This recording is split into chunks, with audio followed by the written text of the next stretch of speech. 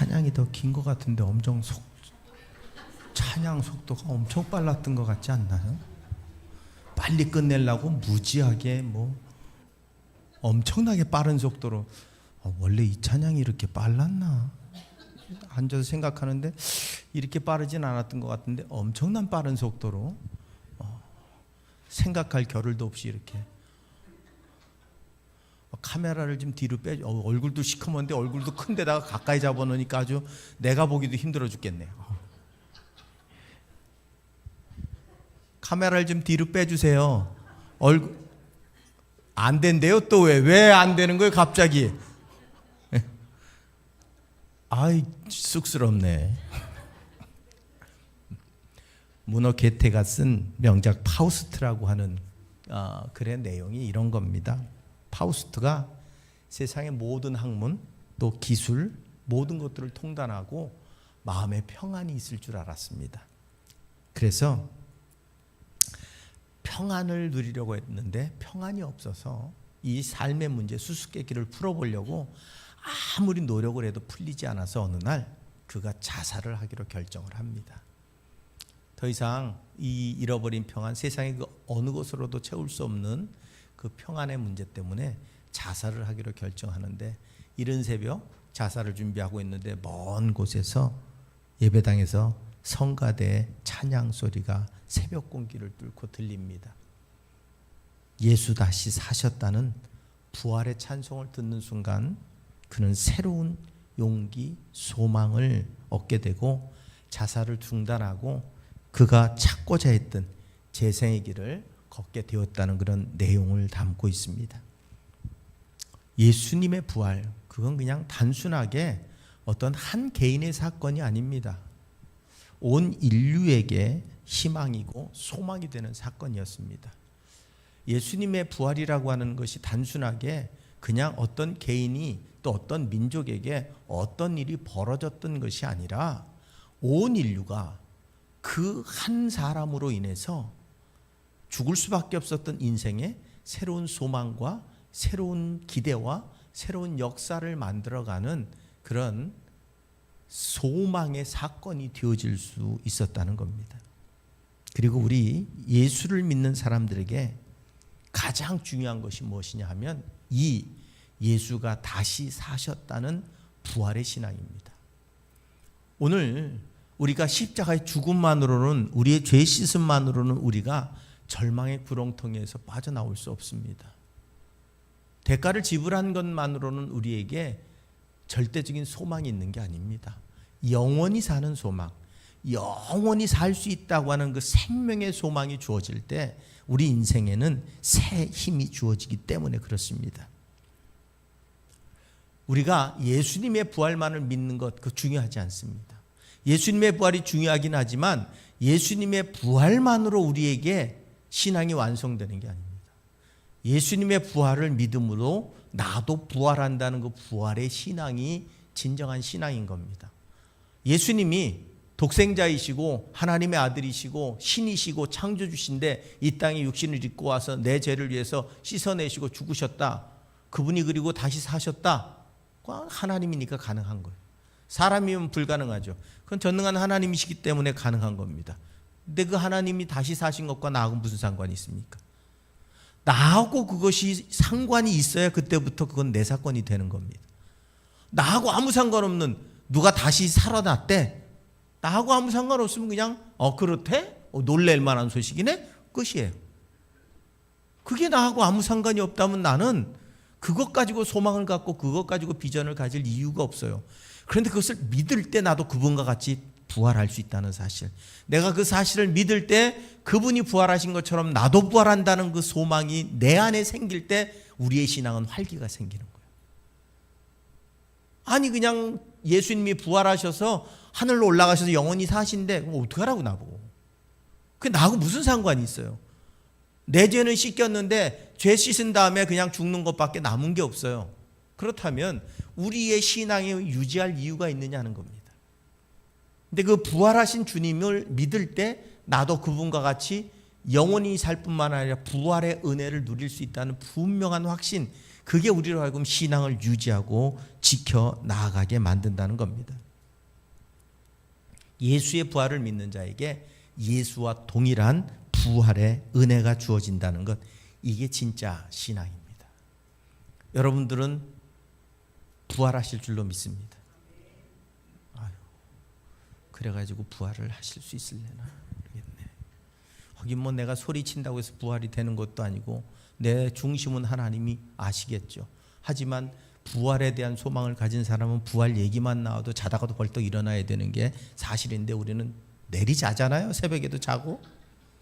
부활의 신앙을 믿음으로 새벽 예배 나와서 하나님을 찾는 게 내리자고 아침에 아주 활기찬 모습으로 일어나가지고 하루를 살잖아요. 여러분에게도 부활의 역사가 일어날 줄로 믿습니다. 분명한 사실은 그걸 믿어야 내 신앙이 지켜지고 유지되는 거예요. 그 소망조차 없다면 우리가 여러분 이 땅에서 예수 믿으면서 고난받을 이유가 뭐며, 우리가 이 땅에서 예수 믿으면서 헌신하고 희생할, 충성할 이유가 뭡니까?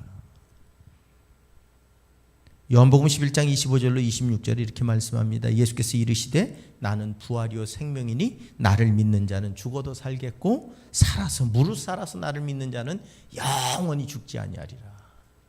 이게 주님이 우리에게 주신 약속입니다. 예수님이 부활이요 생명입니다. 그걸 믿는다면 죽어도 살 것이고 살아서 믿는 자는 영원히 죽지 않을 것을 오늘 믿느냐고 우리에게 질문을 던지고 계십니다. 우리의 신앙생활이 단순히 교회 왔다 갔다 하는 거라면 여러분 그것처럼 무의미한 게 뭐가 있습니까? 우리의 신앙생활이 그냥 잠깐 누구 이웃 돌아보고 좋은 봉사활동 하는 거라면 우리에게 그게 무슨 의미가 있습니까? 세상 속에서도 그 일은 다 할 수 있고요. 아니 세상에서 하면 알아주기라도 해요. 세상에서 하면 아우 저분 봉사 많이 한다고, 아우 저분 좋은 일 많이 한다고 알아주긴 하죠.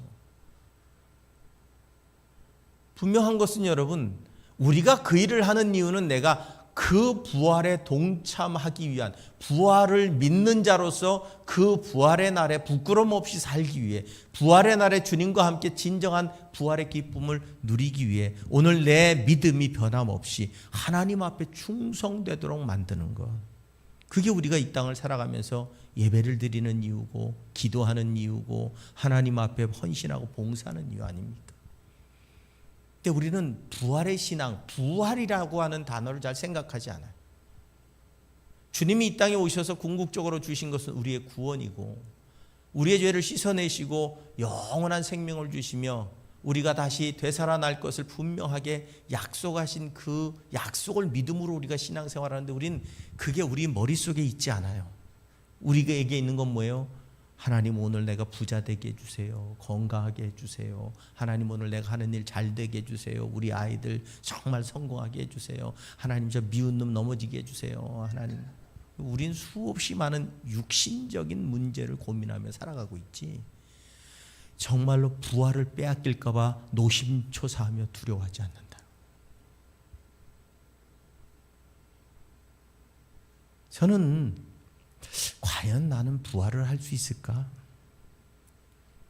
그 질문을 가끔가다 저 자신에게 던집니다.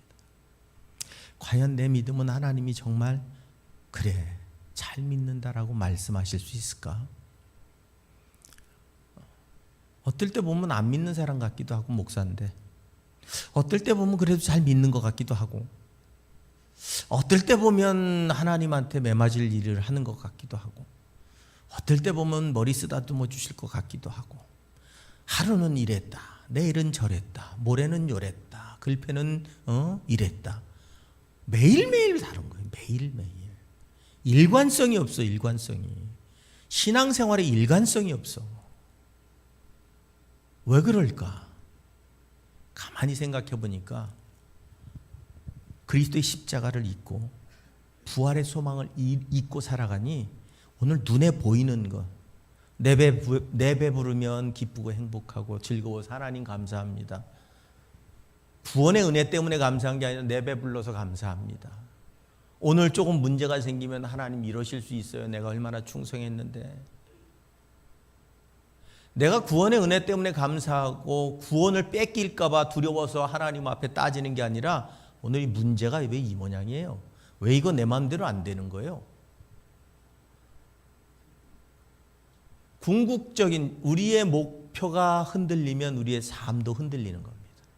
우리의 분명한 삶의 목적, 신앙의 목적을 잃어버리면 우리가 살아가는 삶의 방법도 잃어버리는 겁니다. 기독교는 예수의 십자가와 부활 사건이 두 기둥입니다. 그 위에 기독교가 세워진 겁니다. 십자가의 보혈로 우리를 씻어주신 내 죄가 씻김 받은 것, 그래서 구원의 은혜의 문이 열린 것, 그리고 부활하심으로 영원한 승리가 우리에게 주어지는 것, 이 두 개의 기둥이 이 기독교를 버티고 있는 힘입니다. 그래서 사도행전의 크리스천들은 부활에 도전하는 사람들인 겁니다. 그래서 죽음 앞에서 하나님 앞에 찬양을 돌려드려요. 무엇 때문에? 영원히 살 것을 믿기 때문에, 내가 다시 부활할 것을 믿기 때문에, 내가 주님과 함께 천국에 있을 걸 믿기 때문에 오늘 죽음이라고 하는 것을 두려워하지 않고 담대하게 나아갈 수 있었던 겁니다. 가난을 두려워하지 않고 예수를 붙잡을 수 있었던 겁니다. 질병을 두려워하지 않고 주님 앞에 충성할 수 있었던 겁니다. 세상의 명예를 잃어버려도 내가 주님과 함께하는 길을 선택할 수 있었던 겁니다. 감옥에 갇혀도 주님 때문에 갇히는 게 기쁨이었습니다. 매를 맞아도 주님 때문에 맞으면 행복이었습니다. 죽임을 당해도 주님 때문에 죽임당하는 것이 영원한 승리임을 믿기에 그들을 위해서, 자신을 죽이는 자를 위해서 기도할 수 있는 용서와 사랑이 있었습니다. 무엇 때문에?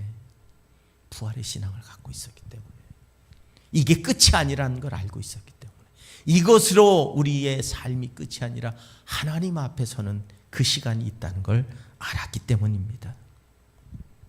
어떤 사람들은 그럽니다. 예수가 기절했던 것뿐이라고, 제자들이 시체를 훔쳐다가 사기극을 벌인 거라고, 환상을 본 거라고, 여자들이 남의 무덤 들어가서 비웠다고 헛소리 하는 거라고, 그렇게 예수의 부활을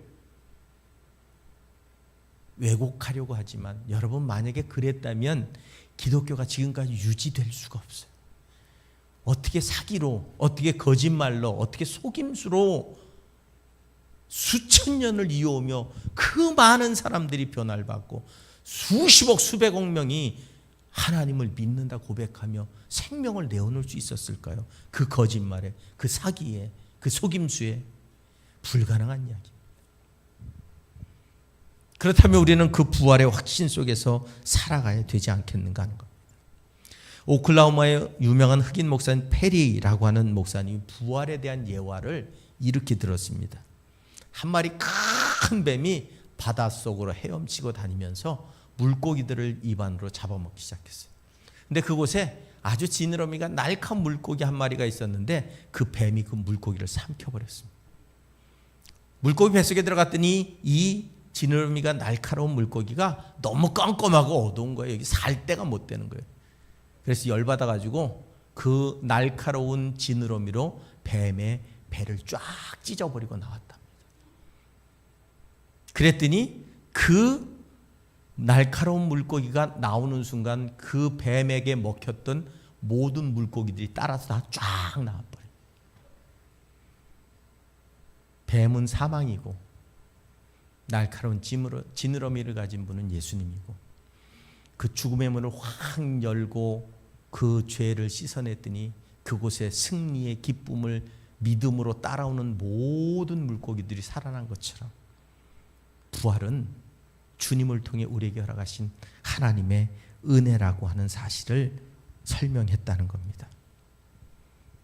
이 뱀이 오랫동안 많은 사람을 잡아먹었습니다. 생명을 빼앗아갔습니다. 그런데 예수를 삼키는 순간 그 뱀은 죽고 그 사망은 죽고 영원한 생명과 부활만 우리에게 주어질 수 있었다는 겁니다.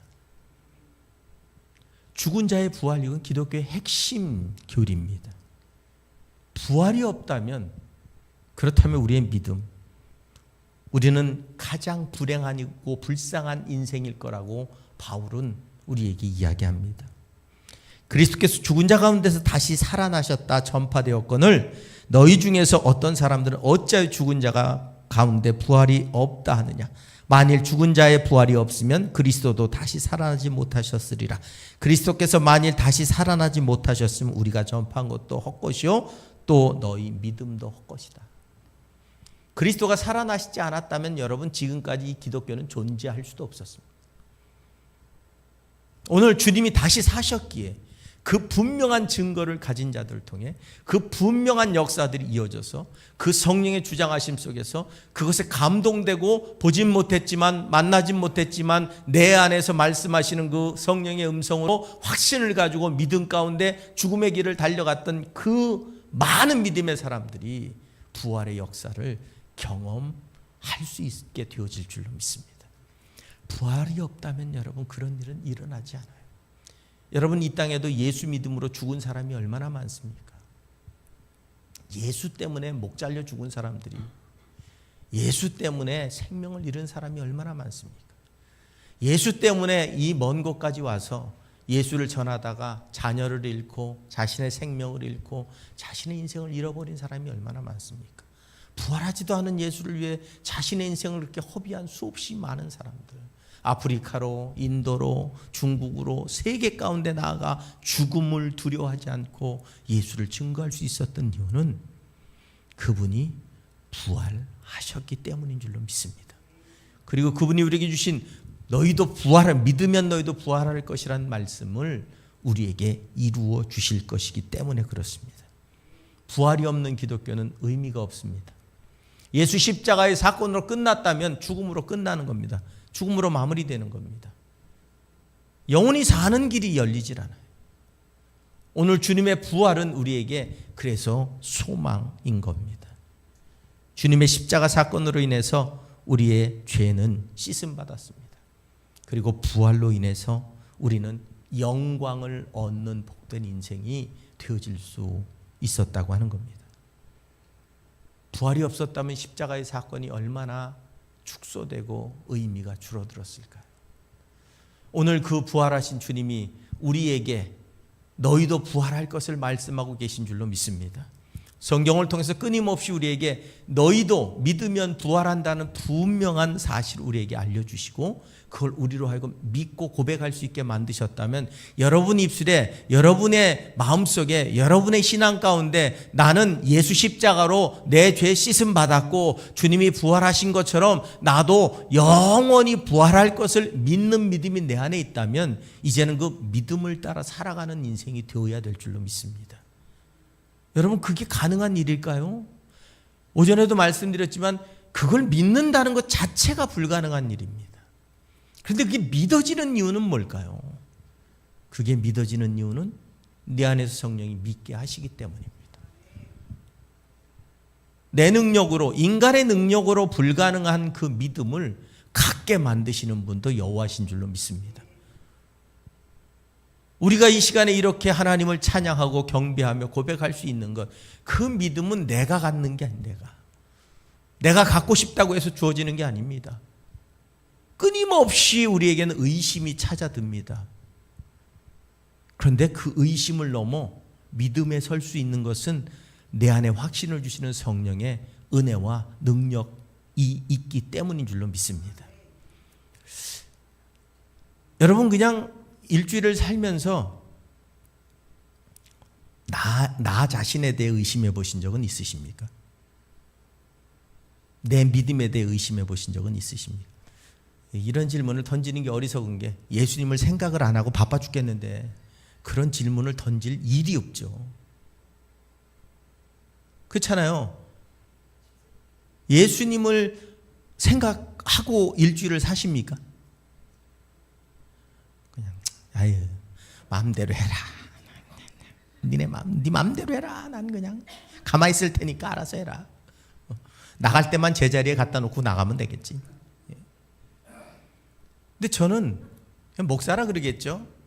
매일 앉아서 엉덩이에 땀띠 나게 설교 준비하고 어느 날 봤더니 엉덩이에 땀띠가 났더라고요. 정말 아주 뭐 어디 바닷가를 가는 것도 아니고 바깥에 나가는 것도 아니고 앉아서 맨날 하는 일이 그러다 보니까 엉덩이에 땀띠가 나가지고 맨날 푹푹 긁고 앉아있더라고요. 앉아서 하다 보니까 어떤 생각이 나냐면 때로는 사실일까 맞을까 책을 읽다 보면 이 얘기를 믿어야 되나 뭐 이런 고민을 할 때가 있어요. 가끔가다 엉뚱하게. 그때마다 결국은 돌아와야 되는 것, 찾아가야 되는 것, 그건 말씀이고, 그 흔들리는 신앙 가운데서 내가 바라봐야 되는 건 하나님에 대한 신뢰. 그런데 그게 돼요? 안 되는데 이상하게 되더라는 거예요. 안 되는데 그게 이상하게 믿어지더라는 거예요. 왜? 내 안에서 그렇게 믿게 하시는 분이 계시기 때문에. 성령이 아니면 우리를 예수님을 주라고 시인할 수도 없대요. 그러니까 내가 지금 믿고 사는 건 여러분 내 힘이 아니에요. 내 안에 계신 성령님이 나를 믿게 하시는 것인 줄로 믿습니다.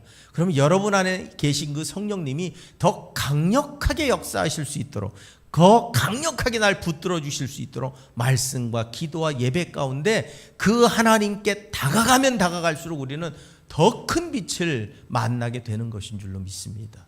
여러분, 태양으로 가까워지면 가까워질수록 더 뜨겁고 더 큰 열기를 받고 그 태양의 에너지를 받는 것처럼 주님께 다가가야지. 자꾸 멀어지면 멀어질수록 태양은 있어요. 믿음은 있어요. 태양은 남아 있어요. 믿음은 남아 있어요. 그래 자꾸 멀어지면 멀어질수록 그 빛도 연약해서 뭘 더 입어야 되고, 그 에너지도 적어지니까 뭐 병이 찾아오고, 그 태양으로부터 받아야 될 모든 것들을 상실해 버리는 거예요. 가까이 갈수록 우리에게는 하나님의 은혜로 충만한 역사들이 나타나게 될 줄로 믿습니다. 세상에 많은 사람들이 아니라 모든 사람은 죽습니다. 죽지 않은 사람은 없습니다. 그런데 현대인들뿐만 아니라 과거 애굽의 왕들도 자신들을 보존하고 싶었는지 미이라를 만들었어요.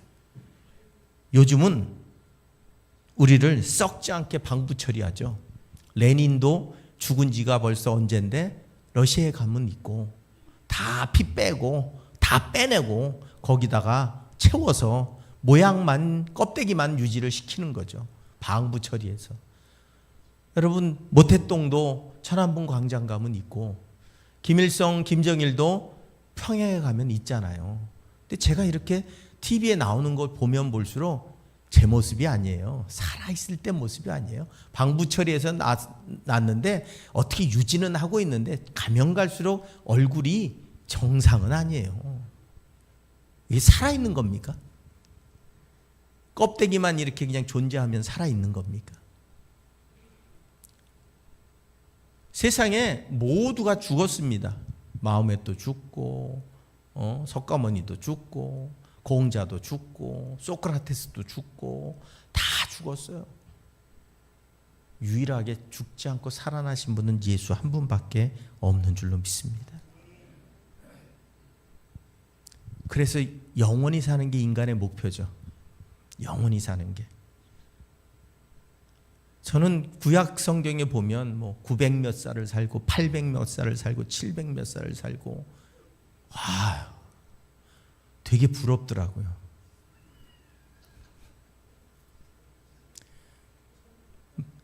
근데 저 혼자만 800 몇 살을 살고 저희 집 사람은 일찍 죽으면 어떡할까요? 같이 800 몇 살을 살면 결혼해서 800 몇 년을 같이 얼굴을 보고 살아야 되는 거예요. 갑자기 얼굴을 돌리는 분들이 계시네요. 응? 인간은 영원히 사는 걸 꿈꾸죠. 지금도 연구를 하죠. 근데 인간에게 들어온 죄는 우리를 죽게 만듭니다. 인간이 아무리 연구를 많이 해도 영원히 사는 길은 하나님께만 있다고 하는 사실입니다. 부활과 영생은 오직 예수 안에, 예수를 믿음으로 존재합니다. 오늘 우리는 그 주님 안에 부활의 신앙을 갖고 사는 행복한 인생임을 분명하게 고백해야 될 줄로 믿습니다. 영원히 사실 것을 믿으십니까? 이제 가면 갈수록 대답, 아유, 그래야 되나 말아야 되나, 이 모습으로 영원히 살면 어떡하지? 영원히 삶의 문제는 여러분 지금 우리가 육신적으로 생각하는 그 삶의 문제와는 달라요. 우리가 생각하는 영혼의 삶은 지금 우리의 그 육신의 제한과 문제를 가진 삶과 전혀 다른 삶입니다. 다시 물어볼게요. 영원히 사는 게 좋습니까? 아니, 그럼 이렇게 부활하시는 게 좋으십니까? 이것도 아니고 저것도 아니고 아이, 되는 대로 살다 되는 대로 죽고 다시 살려면 되는 대로 다시 살아나 보죠. 근데 좀 얼굴은 좀 저기에서 저 현빈처럼 좀 만들어 주시고 그렇게 다시 태어나게 해주시면 참 좋겠는데, 인간적인 육신적인 모습의 부활이 아니에요. 인간의 욕심, 인간의 인간적인 육체적인 그러한 물질적인 그러한 모습의 부활이 아니에요. 영적인 존재로서의 부활이에요. 모든 것을 초월해버린. 그러기 위해서 누가 구원을 받느냐? 로마서 10장 9절을 보면 하나님께서 그를 죽은 자 가운데서 다시 살리신 것을 네 마음에 믿으면 구원을 얻을 것이라고 말씀합니다. 하나님이 죽은 자 가운데서 다시 살리심을 믿는 자가 구원을 받는답니다. 믿음으로밖에는 우리에게 구원의 방법이 없습니다. 약으로도 지식으로도 능력으로도 물질로도 권세로도 우리는 부활할 수 없어요. 오직 예수 그리스도의 구원의 은혜를 믿음으로만 우리에게는 구원과 영생의 은혜가 주어질 수 있음을 분명히 기억하시기 바랍니다. 부활은 우리의 영생을 위해 꼭 필요한 겁니다. 고린도서 15장 50절을 보면 형제들아 내가 이것을 말하노니 혈과 육은 하나님의 나라를 유업으로 받을 수 없고 또한 썩을 것은 썩지 아니할 것을 유업으로 받지 못한다고 말씀하고 있습니다. 이 몸은 노쇠하는 몸이요 약해지는 몸이고 조금만 오래 일해도 피곤한 몸이고 여러분 잠을 못 자면 견디지 못하는 연약한 몸입니다.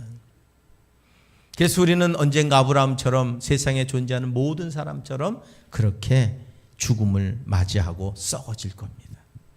하지만 그것으로 끝이 아니라 다시 부활체로 부활하는 그날 하나님의 나라에 들어가 영생의 은혜를 누리는 놀라운 역사를 경험하게 만들어 주실 줄로 믿습니다.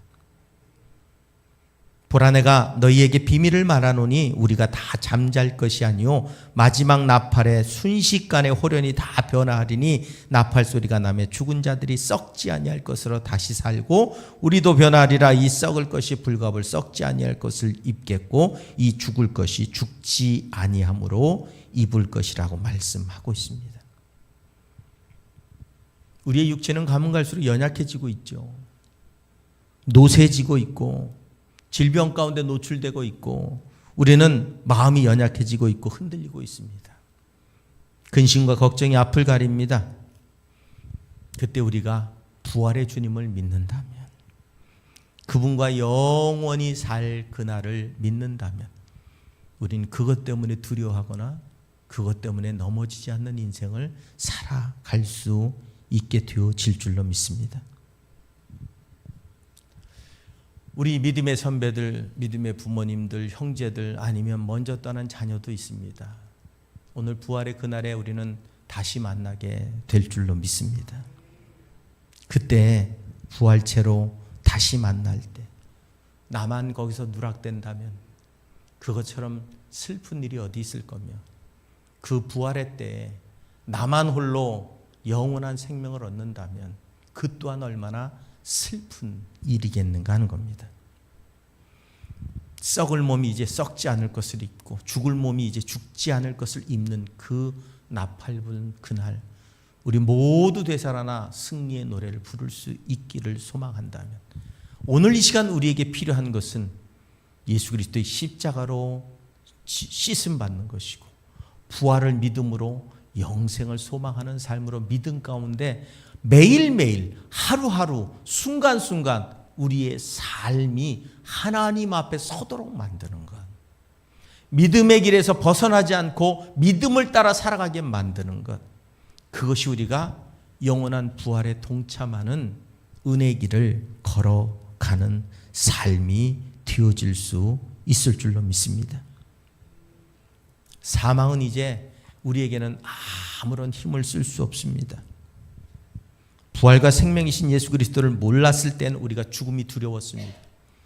그런데 우리가 주님을 알고 난 이후에 예수 믿는 자들의 죽음은 평안이고 영원한 죽음은 부활을 향해 가는 문일 뿐입니다. 영생을 향해 가는 문일 뿐입니다.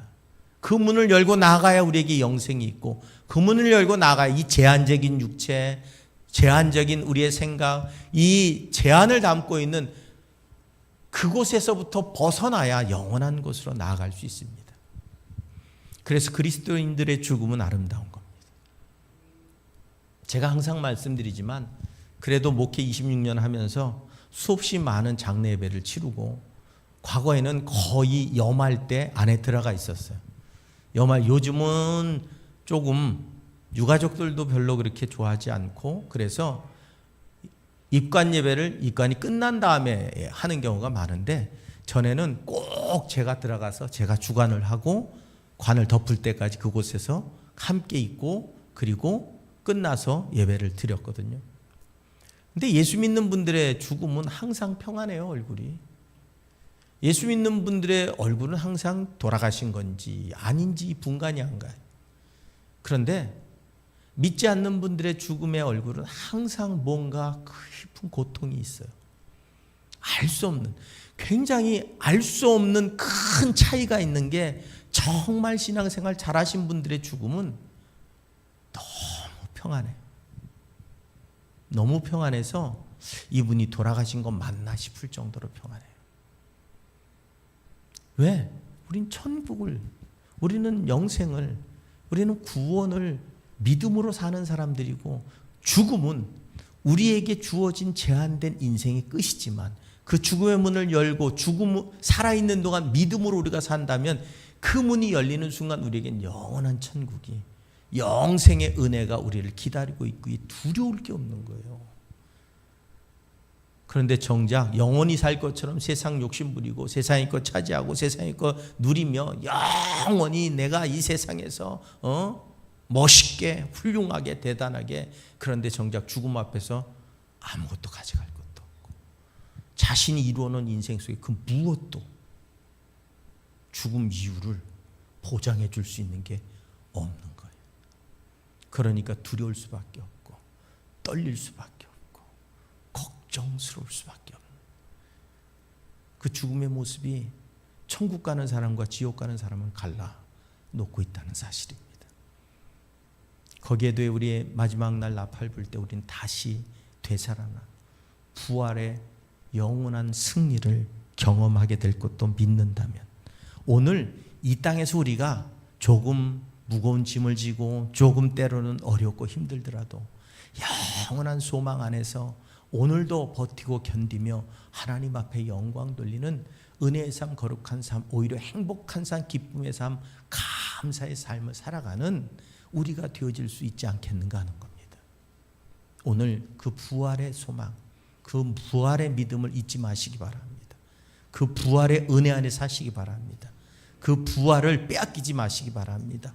오늘 우리에게 고난이 있고 시험이 있고 문제가 있고 어려움이 있을 수 있어요. 그런데 내가 그 부활의 믿음 안에서, 영생과 구원의 은혜 안에서 내가 서 있으면 견디고 버티고 이길 수 있을 겁니다.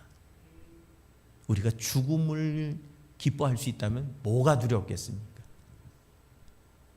세상에 제일 무서운 사람이 어떤 사람이라고요? 죽기 살기로 덤비는 사람. 그 사람이 제일 무서운 사람이에요. 죽기 살기로 덤비는 사람이 제일 무서운 사람이에요. 근데 죽음도 두렵지 않은 사람은 더 무서운 사람. 우리는 죽음도 두렵지 않은 사람들이잖아요. 죽음이 두려우십니까? 뭔 질문을 하면 대답을 해야 되는데, 질문을 하면 고개를 숙여 왜? 왜? 아니, 질문을 하면 대답을 해야 되는데, 질문만 하면 눈 마주칠 거 고개부터 숙여. 부활의 신앙으로 우리가 진정한 승리자임을 믿고, 이 한 주간도 그 기쁨으로, 그 감사로, 그 은혜로 하나님의 사랑 안에 살아가는 저와 여러분들의 삶이 되실 수 있기를 주님의 이름으로 부탁을 드립니다.